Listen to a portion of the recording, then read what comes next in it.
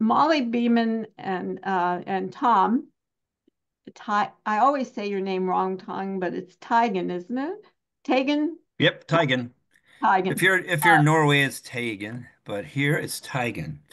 Okay, Teigen. Um, are great uh, compadres for us. They've been filling us in on a lot of the things that are happening around our county as far as the natural resources that we um, have and deal with here. Um, Tom is the leader of that uh, effort, and he's sort of the I don't want to call him the umbrella man because the last time I saw him he was kind of shrinking. And Molly has never been a huge umbrella, but she covers a lot with energy and sustainability. So both of them are key persons as far as all of our interest in climate change and the issues that we're confronting in our county. So the budget has been planned and done, accepted for the coming year. We don't know the influence yet of outside uh, conditions, shall I say. But with that said, Tom, would you like to lead off here and fill us in on what's going on? Yeah, that was great. And thank you for the opportunity. Can you guys hear me okay? Hmm. Okay, perfect. It's kind of I got a funny reverb in my headphones, but that's probably my headphones today. So bottom line, clearly the executive branch was very interested in two significant opportunities to actually play a little bit of catch up in the budget. One was doing the health and human services and law and justice voted upon uh, document that was, or the opportunity to gain some revenue there, and that failed.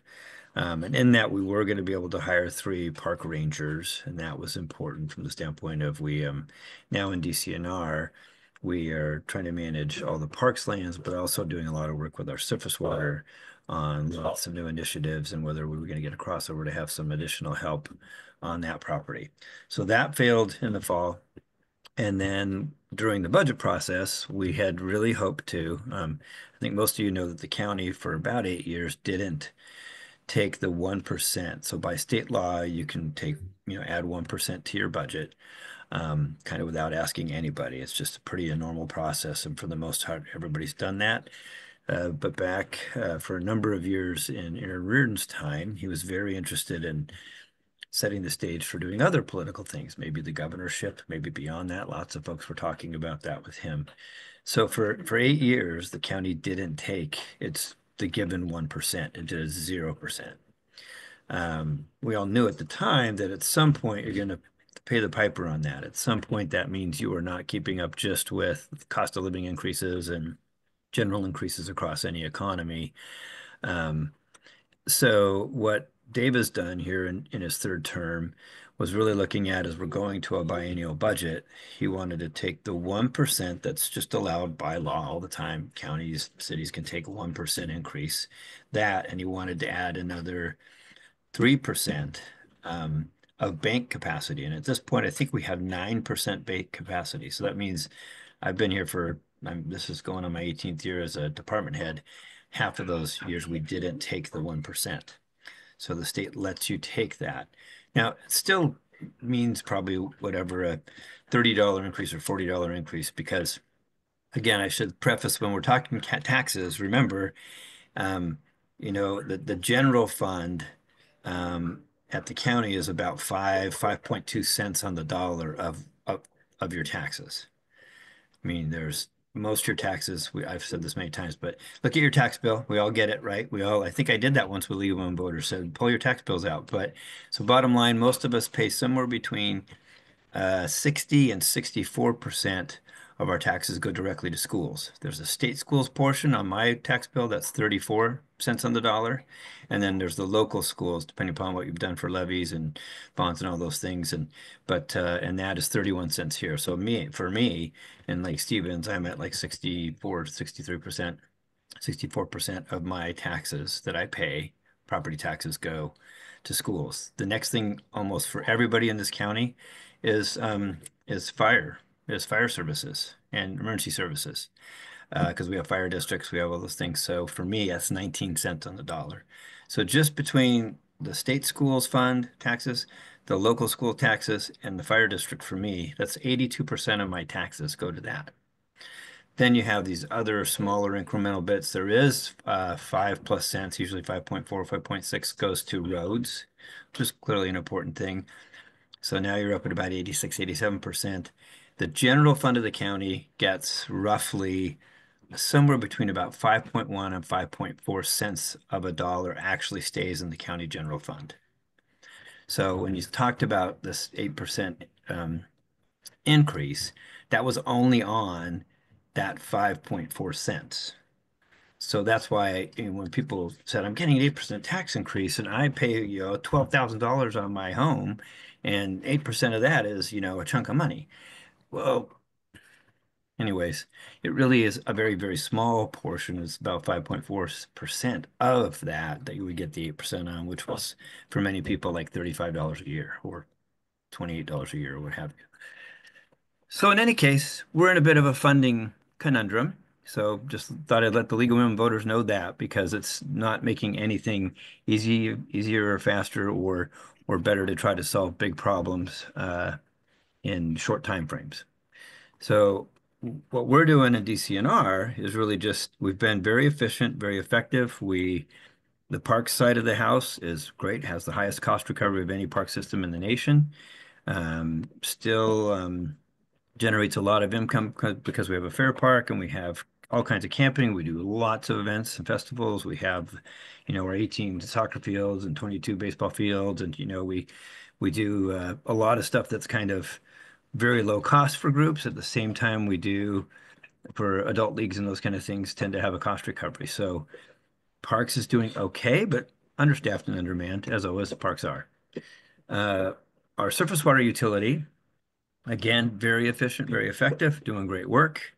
By the way, I want to thank Annie and all of you who weighed in at our council meeting, tied to some of the concerns around surface water and some of the permitting that was being amended by council on Wednesday. We had a couple of members bring forward some amendments to um, legislation, and that was very concerning to us. So that's why I saw a few of you. I think I even gave you a hug, didn't I? I don't normally do that, but I gave you a hug as you were coming into council chambers. So they're like, yes, we really need people to talk about this because we have our concerns, but it's not always easy in public forums for us to debate those things openly. Certainly, I can spend time with executive and council members, and we do that often to kind of work our way through these things. But at this point, at least we're still talking about it. No vote's been taken. The hearing's been extended. We're going to have more conversations and see if we can, work through that. So I appreciate everybody who came out on that. Um, but so surface water's doing great work. Had the best year ever in grant cycle this last year. Got $37 million from federal and state grants and pass-through grants from the feds to the state. But we're also very, very concerned because we're starting down a path of getting a lot of design engineering work, really important surface water work done and projects done. But we also believe that a bunch of that, the second phase of those funds are probably not going to be available. We've been, told by our federal folks and others. We're not too concerned about absolute clawbacks or current money that's coming to DCNR and surface water or parks will be clawed back. A lot of it is safe from that. But we also know that in many cases we were looking for, quite honestly, another 18 to 24 million in this next biennium from federal funds and through various programs coming down through state. And we are very concerned that any of that's going to happen at this point. So that is disappointing because we're starting down a path. We're getting a lot of design engineering work done. We're getting some really cool projects underway, but they may actually hit a hiatus for 2 or 3 or 4 years. It won't negate what we're doing. We'll still try to, even where we can, get things permitted and enough kind of into a mix where we get our permits locked in. But there's going to be impacts. We're pretty sure of that. And we have a great federal delegation. You guys know them all. I'm sure you work with folks there. We've got Cantwell and Murray, Schreier, Larson, Delbene, Jayapal. Those are the ones I primarily work with on things, and they've been very successful in assisting us, across the board over the years. So um, all of them are, hanging in there and hoping for the best there. And then certainly Molly in the Energy Sustainability Office has been doing fantastic. Also, was very competitive and in line for a number of grants. The biggest NOAA grant we didn't get ultimately at the end of the day, but we made a lot of great contacts. Molly's done a huge amount of work with us, a number of our tribal partners and again, other jurisdictions. So from the standpoint of kind of everything north of King County and out into the Salish Sea and up into the San Juans, we've got great connectivity. So there's good work product and good connectivity. She'll talk more about that maybe. I don't know. I don't know what Molly's talking about. She's just got freedom to just go. But and then Linda Nudzig, our ag coordinator. So ag is obviously both big business and very important, and also is really a key. And actually, what do we do for salmon recovery and real habitat stewardship and with buffers? And we've got great farming communities. A lot of folks still doing that comparatively to many, many places in the country and certainly in our state. But that all comes with a lot of interest in being able to maintain current farming practices. And we keep asking folks to really elevate their game, adapt how they're doing what they're doing, make everything more fish friendly, provide larger buffers. And of course, that's an area where we tend to have opportunities for discussion.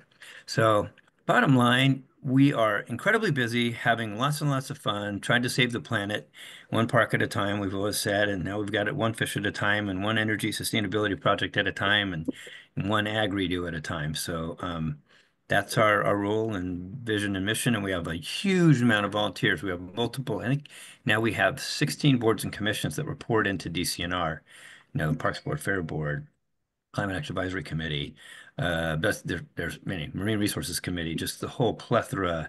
So about a third of all of the public facing committees and um, really they're almost all committees, right? There's and commissions. They feed into us. So the good news is I get like 16 chances every month to meet with a whole bunch of people who care about what's going on in government. It is a good thing. It's the best way to stay connected. I mean, I wish every department had the chance to have that many meetings a month with real people who actually really care, are investing their time and are, volunteering on these boards and commissions. It's a big deal. So that's enough for me. I already took that's what's 10:15. So you should have stopped me, Joan. You can cut my mic. Tom, I wanted to ask you, do you want us to ask you questions now, or would you like us to wait until after Molly speaks? I'd love to Molly's way smarter than me and actually much more eloquent. So I'd love to have her go through some of the really cool stuff she's doing. And then, we can jump on in. And I already moved some stuff on my schedule. I don't know how long your meeting goes, but I actually said, wait, I'm meeting with League of Women Voters. So I needed to clear my next hour after this too. So I am actually open until noon. So I don't know if anybody else is. Sorry, I'm not trying to get your time, but if, so You do? Molly should go. All right. Thank you, Molly. You're up.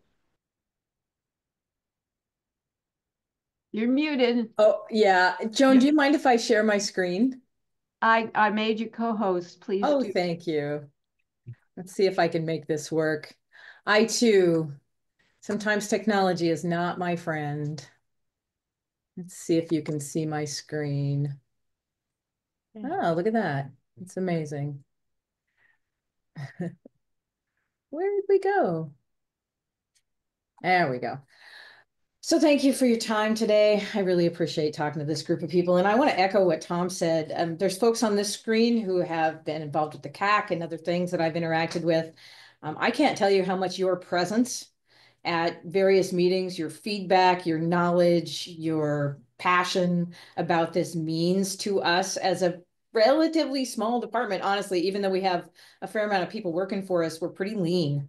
My office is an office of one, as many of you have already heard, although there are 12 or 13 people working under my office. All of them are grant funded and specifically program designated. So the work that I'm talking to you about today is the work outside of that funding. So if those grants go away, as Tom mentioned, subject to some kind of clawback, it's back to me. But I'm going to talk to you today about the stuff that I have directly under my purview. Some of the stuff happened in 2024 and is concluding early this year. Some of it is stuff we're working on in 25 and 26. So with that, one of the coolest things we're working on countywide is the community-wide climate resiliency plan project. This project was funded by the council and the exec's office back in 2023. We contracted with Cascadia Consulting mid-year last year and went through the RFP process and did get feedback from community groups as we developed that RFP.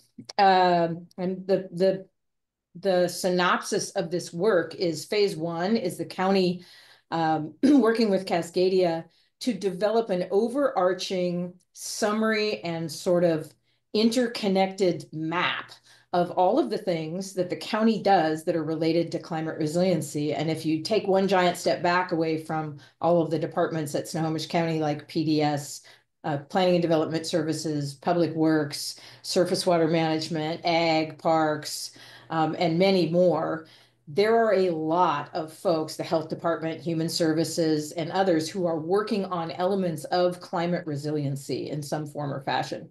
So phase one of this plan was to work through everything the county is already doing and already has in planning related to climate resiliency.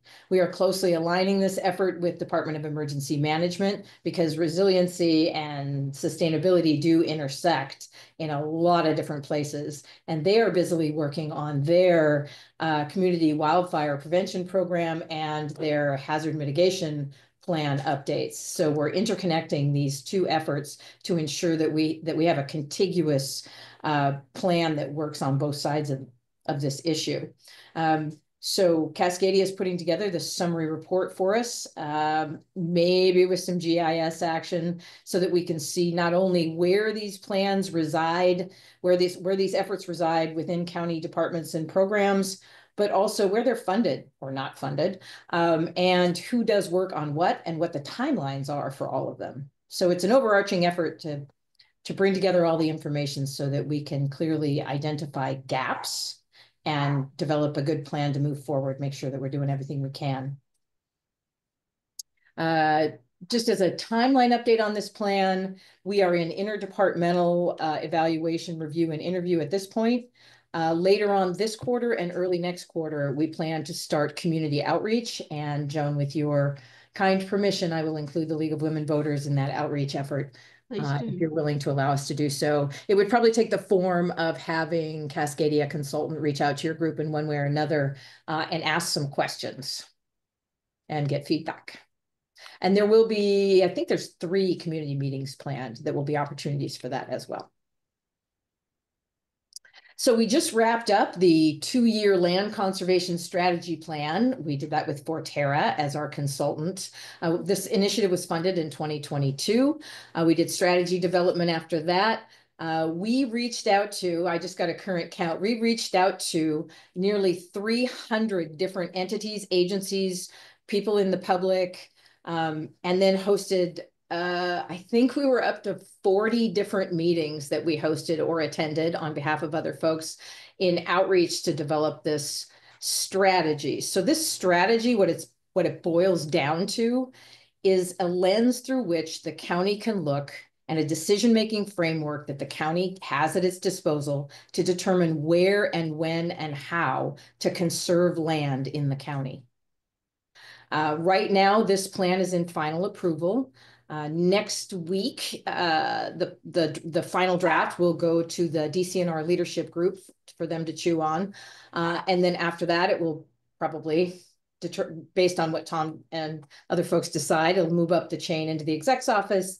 Council will probably get a briefing on it, and then it will be released to the public with a little bit of a marketing campaign. I will say that what we came out with as a final was a really interesting and I think very comprehensive method of looking at how we plan to conserve land at the county in the future, at least the criteria by which we can do that.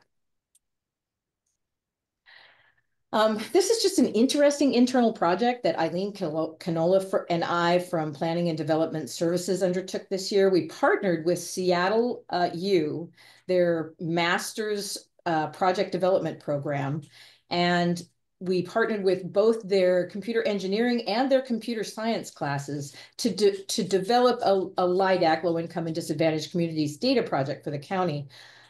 Many of you probably already know that the county does a massive amount of LIDAC outreach to try to understand how best to serve our underserved populations, as well as meet the criteria for grants and other deliverables that the county both is required to do and wants to do. That data was everywhere, is everywhere at the county. Human Services collects it, Health Department collects it, Department of Emergency Management collects it. The same group of folks I talked to you about with the community-wide climate resiliency plan all have collections of LIDAC data. So we partnered with this group to collate the data without people's personal information, I might add, and to build us a dashboard so we can both continue to collect it in an effective way, but then allow departments to access it so that we are not continually going back out to this already sort of pressed community and continually asking them for the same information or really similar information over and over again. We can strategically develop a way to reach out to folks so that we are gaining meaningful information without putting a burden on already overburdened communities. It's been a really interesting process. I will say that the students we're working with, there is hope for the future. If it's anything based on the people that we're interacting with that are coming out of this college, they are an amazing group of master's students. I'm wildly impressed with them. As many of you know, we have a Climate Action Advisory Committee that my division facilitates. Some of you on this screen have had interactions with that. We do have a couple of open seats left. I'm in the process of, this is like pre-news. I'm in the process of a final interview that Tom and I are going to conduct for our second student seat, but I do believe we have a couple of community organization seats open. If any of you have interest, this is a shameless plug, Joan, I apologize. But if any of you have interest in joining this committee, it is an ad hoc Snohomish County committee that provides review of these plans, projects, and activities that the county engages in around sustainability, conservation, and energy reduction. So if you're interested in something like that, we have one meeting a month. I think it's this year, it's on the fourth Thursday of the month from 5 to 7. It's virtual. If you're interested, please reach out to me and I'm happy to send you an application. And then the other really important committee that the county has at its disposal for this work is the Interdepartmental Climate Resiliency Committee. Last year, Executive Summers signed a climate directive initiating departments or directing departments to provide opportunities for their employees to participate in this committee. This is the precursor to the work we're doing on the community-wide climate resiliency plan. This committee was put in place through a really tiny grant that Planning and Development Services got. I was about 4 days on the job when they reached out to me and said, hey, would you facilitate a committee? And so I did, only to find out it was probably one of the best things I could have done in my role at the county, because this allows me to talk to about 40 different people who represent divisions, departments, programs, and work groups across the county who do work around climate resiliency, sustainability, environmental protections, and other things. We have representation from virtually every Snohomish County department, and in many cases, it's at a director level. The meetings are really well attended. We report out once a year to our county executive on the work that this committee does. And it has allowed us to deconstruct the artificial silos that existed around this work in a super meaningful way in the last year and a half. And finally, Sustainability Office does a lot of community outreach. We have Earth Day. We have an Earth Day event planned for 2025. It's likely to be at the Monroe Fairgrounds on the 26th of April. We're going to do a free to the public electronics collection event in league with 3R Technology. And last year we did a commingled recycling event we did metal and all sorts of stuff. The electronics were wildly popular and the most amount collected, even over the metal. And we collected 7,500 pounds of electronics in 2 hours. 2 hours last year. So there's a lot of it out there, and we'd like to keep it out of the landfill.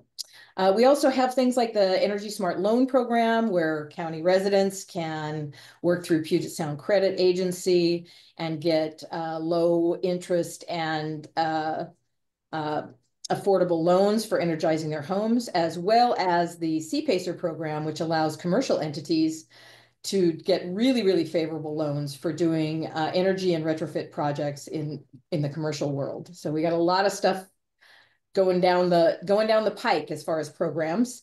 The win of the year was certainly getting in league with the Metropolitan Statistical Area and joining King County in a grant that was funded at $50 million, of which 7.1 million will come to Snohomish County for funding low-income housing energy improvements. And this is targeted at multi-use family homes, which are notoriously difficult to make more energy efficient because you're dealing with often 90% of the time you're dealing with a landlord versus the actual occupants who benefit from it.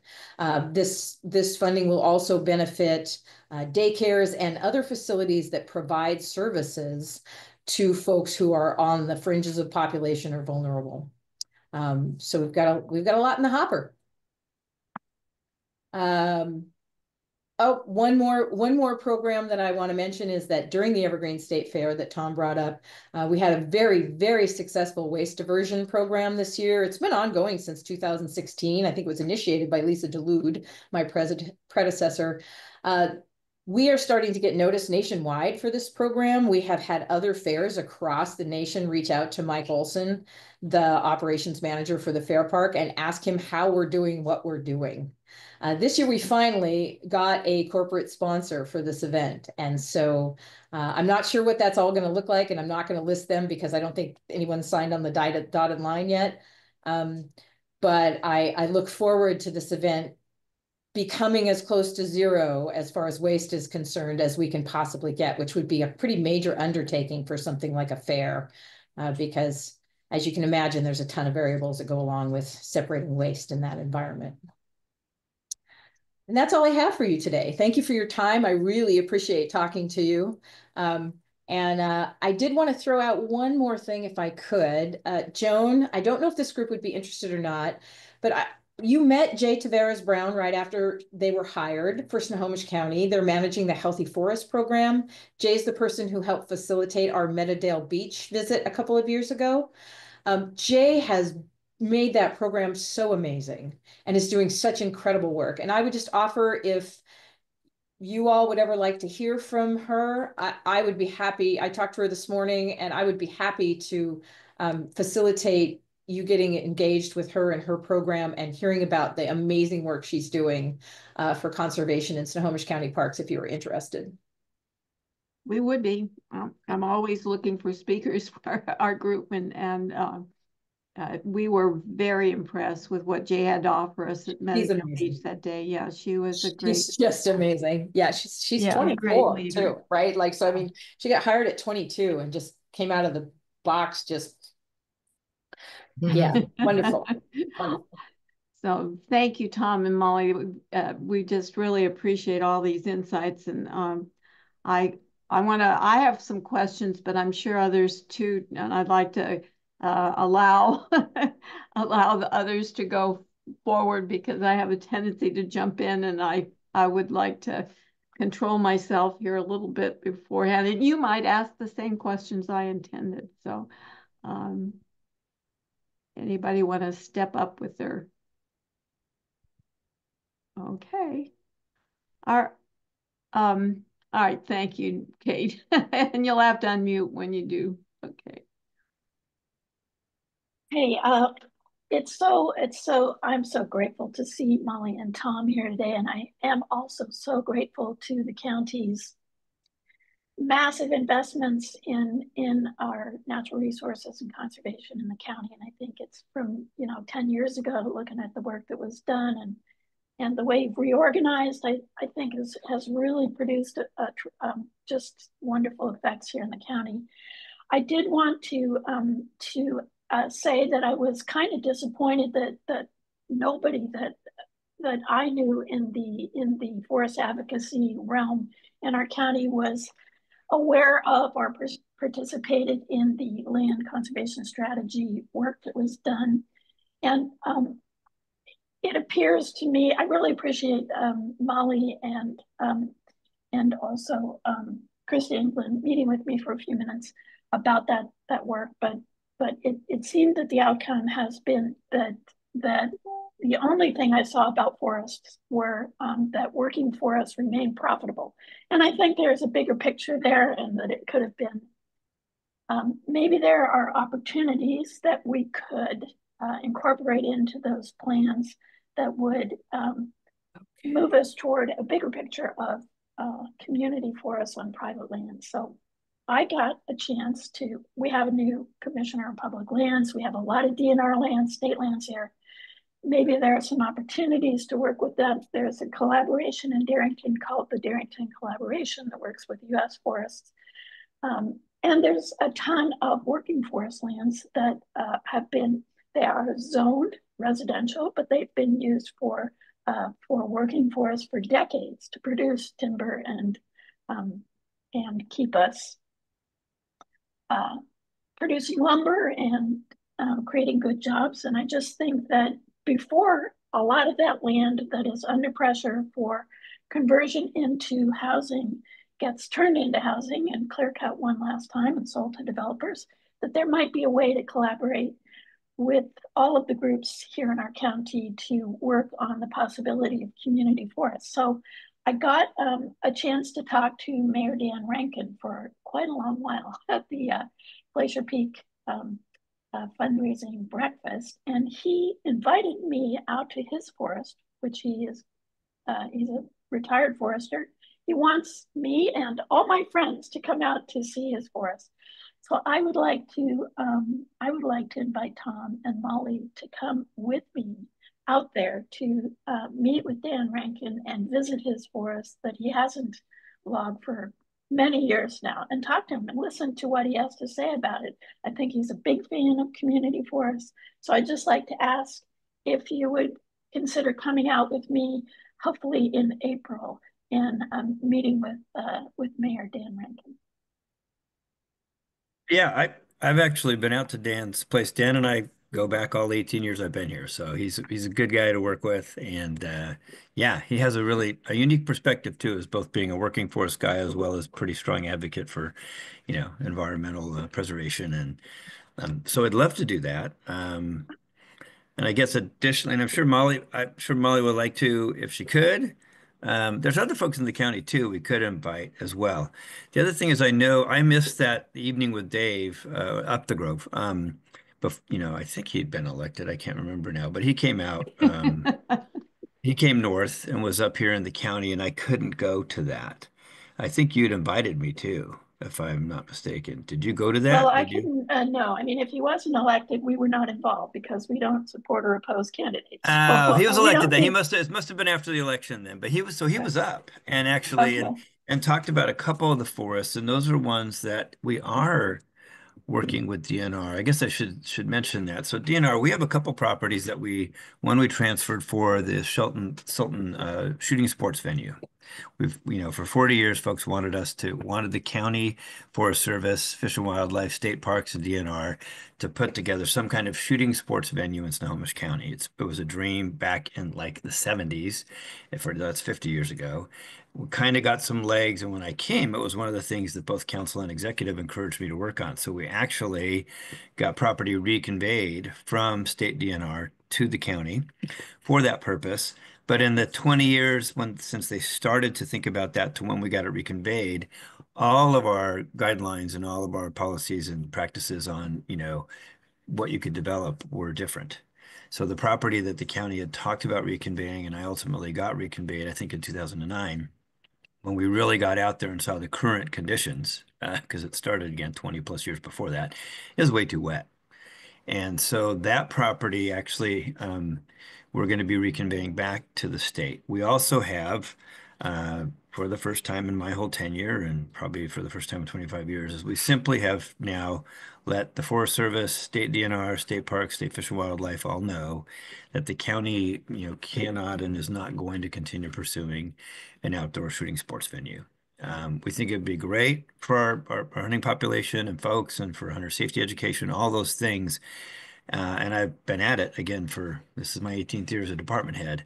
But it really is not the county's job to put that together. And everyone's kind of been relying on us. And so really the state and even the federal folks really need to take that and run with that. I don't think it's actually going to happen, at least in Snohomish County. Maybe up in Whatcom, potentially there's a spot in Skagit that we've talked to DNR that they're going to work with folks. But so bottom line, that means that the gun club is not going to be moving? No, the gun club's a totally separate thing, but because they weren't, I mean, they never even, we did mention to them, well, if we did this property, is that somewhere to go? There wasn't really a big interest in that. Okay. It isn't easy to set up a well-run, supervised shooting sports venue anymore. And if you're going to do it right, it's millions, it's tens of millions of dollars to do it well. So it was never going to be a county-driven project, but we were trying to work with the state and federal folks and everybody and a private entity.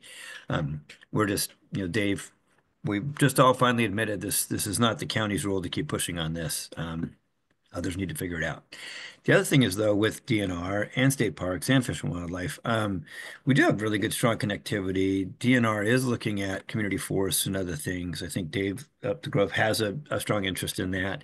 I know we've got obviously still stuff happening at Shelton View Forest that people are still, Bothell and others, and many active folks that are active in that area would love to get better protections there. I know that we have, yes, that the current gun range, there's an interest with that. I know that that's going to be a really interesting mix between development or not, because obviously we're trying to find places closer to do development as well, but it is a forested area. It is a pretty big natural area. So that one's on the hopper. But we're also talking with them. So we're going to reconvey back the property we originally conveyed from the state. We're in the process of that. So working with Michelle Stiles, I don't know if you met her, and the regional folks to get that done here in the first quarter. We're also not going to pursue the property we were trying to reconvey because we're simply saying we're not involved in the shooting sports venue anymore. That was off Sultan Basin Road. We hadn't reconveyed it yet, but it was 640 acres. It has been mostly logged, but they'll be replanting and doing all the things they have to do. And then we also had an original or another property that we bought because the person would not sell to DNR or state parks.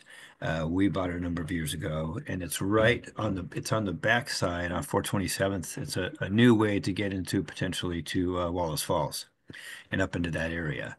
DNR owns the property all up the hillside. They helped put in a trail, so there is already a trail in there on the property that we've had there. We have a small parking area, beautiful, huge old tree.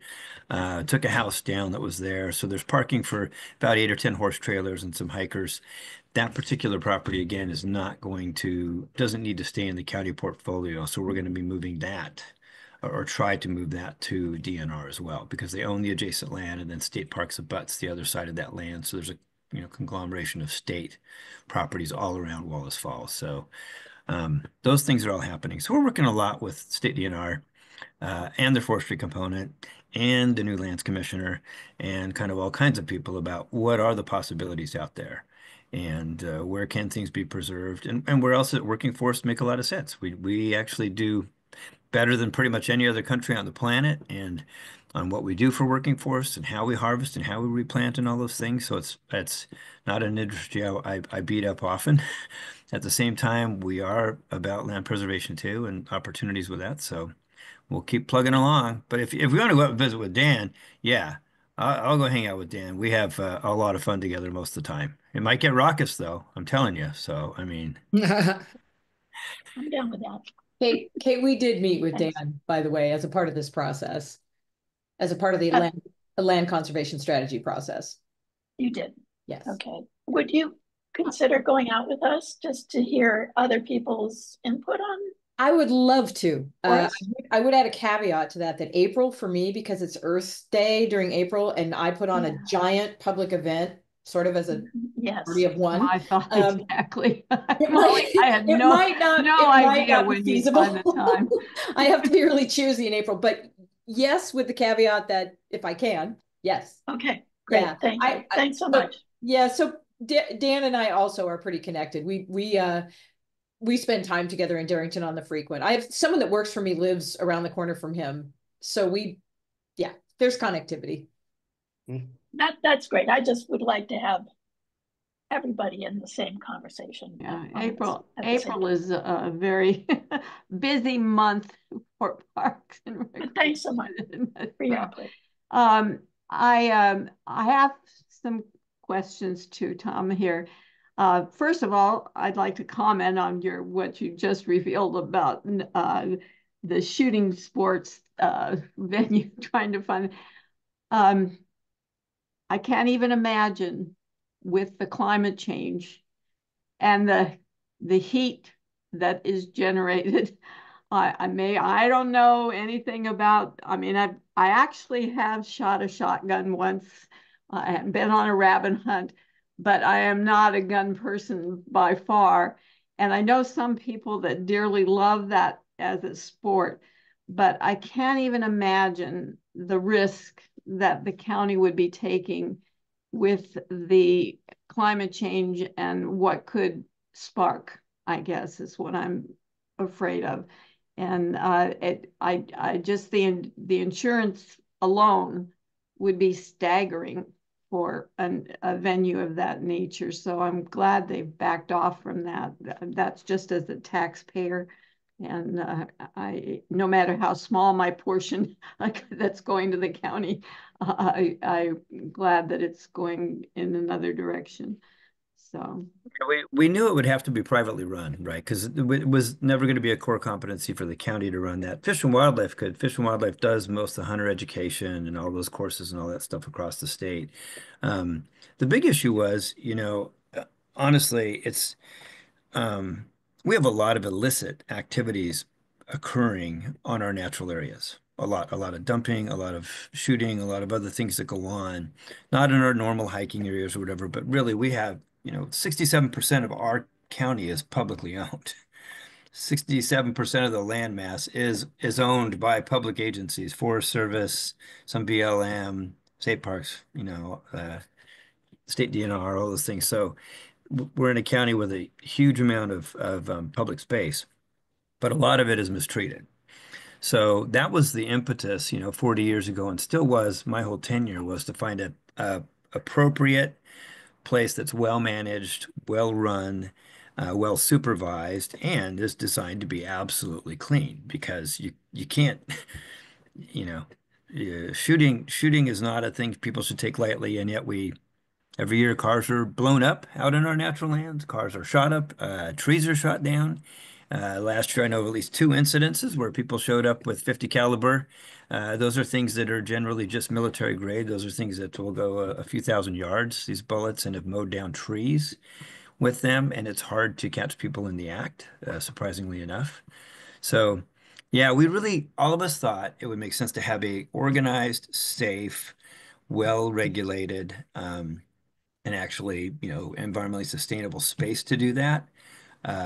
But we are seeing a decreasing number overall in the population of people that are actually actively hunting or doing those things. And I don't want to paint hunters with a bad, or even gun enthusiasts with a bad lens, because most of them obey all the rules. Most of them are permitted, do their thing.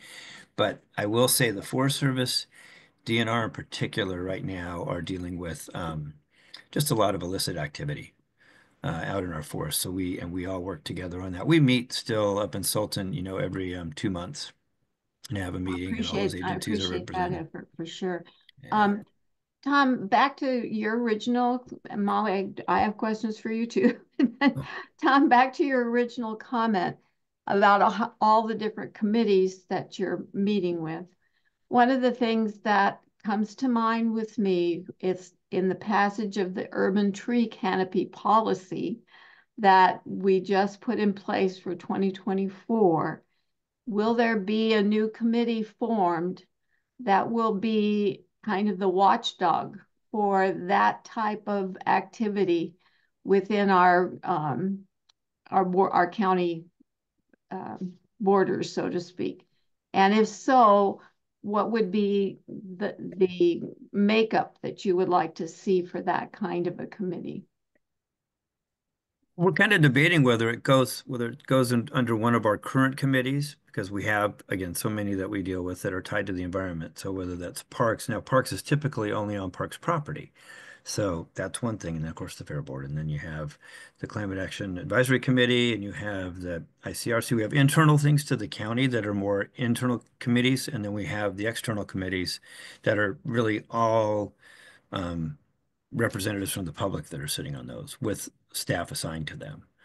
So at this point, we haven't, I don't think we've decided that. And Molly, you can correct me if I'm wrong, if I'm late on the latest information on it. But at this point, we're really talking through, are there any standing committees that already exist in the county that have similar interest and would be able to take that on as their structure? Because we, like I say, we have, I think, 50 something, committees and boards and commissions.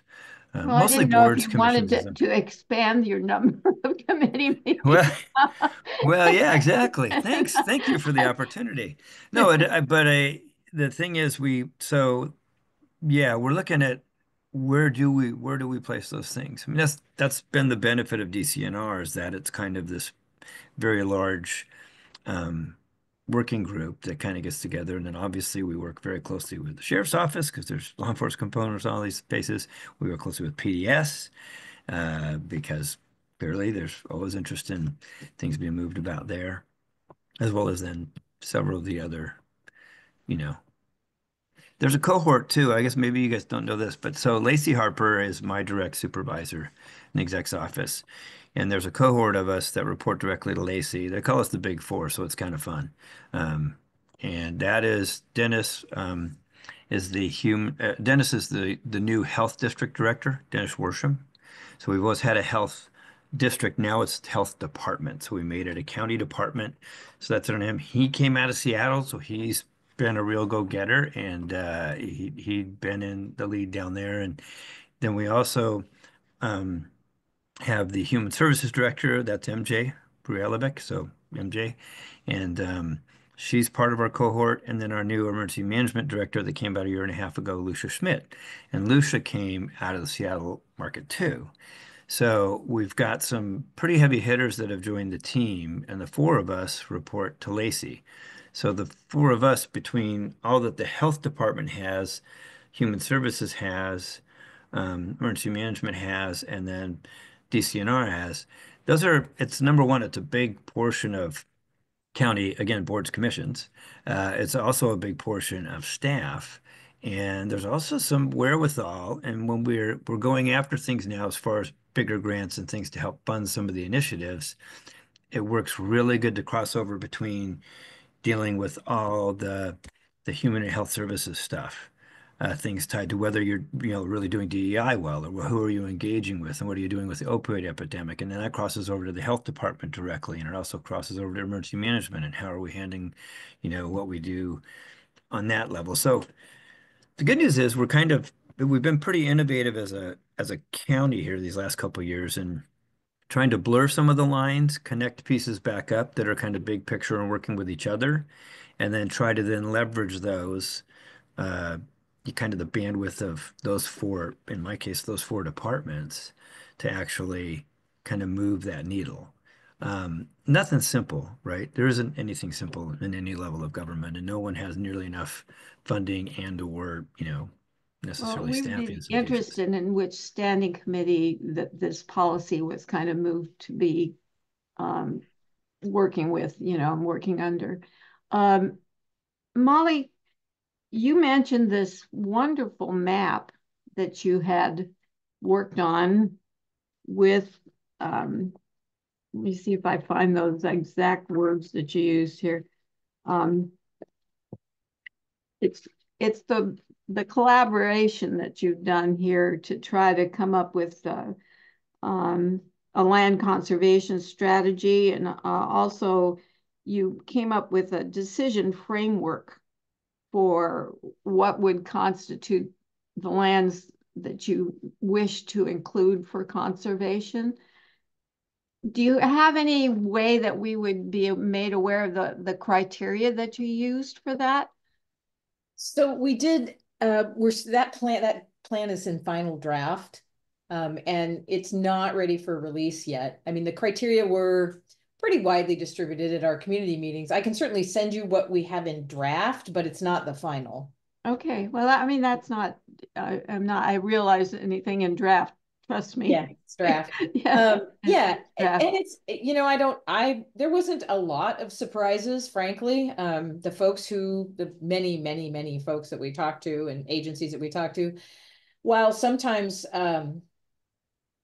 like I think as Kate mentioned, there's competing interests across the county. So one of the things we did do as we did this work, and we sort of recognized that when we're trying to conserve things, there are competing interests here. And so the highest priority that we put on things, at least across the board, was land that could serve multiple uses over time, right? Things that the county could, if the county has funding, and that's a big IF, right, at this point, if the county has funding or can get involved with another agency or can get grant money or whatever it is, if that can happen, what's the best bang for our buck, essentially? Like, what are the best properties that can provide the best and most diverse use for the county, the community, the population, the environment, carbon sequestration, all of those things, right? Because as you can imagine, as we went through these groups of folks, and Kate, we had a couple of foresters who showed up at a couple of these community meetings, and they made themselves known. We heard them, which was great. But and not only foresters, but people who own forest land as well. It was a very interesting conversation. But as you can imagine, there's a ton of other criteria that we had to look at for conservation as well.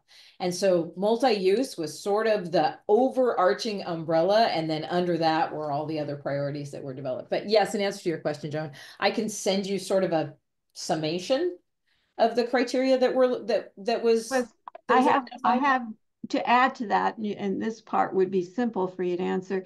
One of our top criteria is connectivity. We would like to see lands that are open lands connected in some way so that there are these wildlife corridors that, and also people corridor, and not extinct, extrude. I don't want to exclude the two-legged animals of our environment here, but connectivity has been a major value for us, to see happen, and because it psychologically expands what is, and it allows for there to be greater health for all of those parts and so forth. Not only psychologically, but environmentally. So we met multiple times with Department of Fish and Wildlife about their corridor program, and incorporated that information into our planning process. So I truly appreciate how hardworking both of you are. And I have one issue that to me, it's the elephant in the room right now. My son was the acting manager of the city of Santa Monica on Tuesday night, when the fires really escalated with the wind event that they had with the Santa Ana winds. And, even with the current housing codes requiring greater resilience for building, a lot of the homes were older, and unfortunately, the current codes end up being current. They're okay. Now we know what to do, and we put them in place. But to redo what's already been done requires the homeowners to buy into a package to do that kind of thing. And I know when I moved here, cedar roofs were required by my homeowners association. And since then, we've gone to some type of I don't know, supposed to outlast my lifetime, 40 years of whatever it is.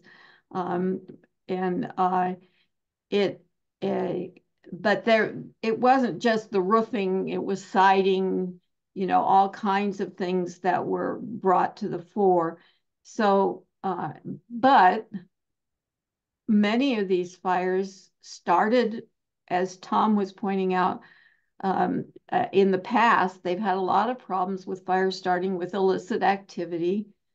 People married to their fireworks, wanting it to happen, and then other kinds of things that, without enough buffer between that urban buildup, you end up without a place to draw the fire line. Is that making any sense to you? So even if we preserve a forest, there needs to be the additional land that would give any urban or housing adjacent enough buffer that they would not be, subject to the immediate, not that you can control the wind, but the ash fallout that can happen so quickly. And the brush, and the fire department would have an opportunity to get in place to establish a line. So all of that, to me, has moved to the forefront of criteria, in terms of how do we envision this going into a much hotter, drier future. I don't know if Molly wants to answer, but I can tell you that the interesting thing is that has come up. We've had actually people call the park system now because we have 12,000 acres that we own, a lot of it in close into cities, some of it in cities, right? That cities, probably need to take these parks over at some point. But we had people calling and actually asking us to start taking down the trees off Parks property adjacent to some of the housing tracks. So clearly the housing tracks have been built after these parks were in place. And we have a lot of nice Doug fir and lots of other larger trees and things there. So that was just kind of interesting for us, where it said, well, we without taking down the trees, because we're not going to be out there taking down our big trees. But there is certainly understory, and this is something that DEM, so with Lucia Smith and again our cohort, we've been working on actively in the ICRC and other groups on, how are you handling this? What are you doing to make us more resistant and resilient to things? Sorry, that's my next meeting starting. And bottom line, there are some things we're working on as a county to do that. At the same time, we really want a lot of land preserved too, and forested and natural areas. So we're even the insurance agencies right now, even the insurance industry has been reeling on this for the last 2 years. The Bolt Creek fire kind of shocked everybody here a few years ago. And, we dropped 400 firefighters into the fair park in 3 days, 2 days after the fair. So that was, we tend to be a big part of emergency management, our park system enterprise. So what you're bringing up is kind of front of mind for a lot of people all over the West, as well as many other parts of the country. And there's many, many schools of thought. And some people jump right to, well, we just can't have trees around houses. So all these trees that are around, we think about Willis Tucker. How many trees we have around Willis Tucker? We have neighborhoods tucked right into the backside of Willis Tucker. We have people that can literally reach out their door almost and touch our boundary line. And they were really excited about all of this. We should be taking down these trees.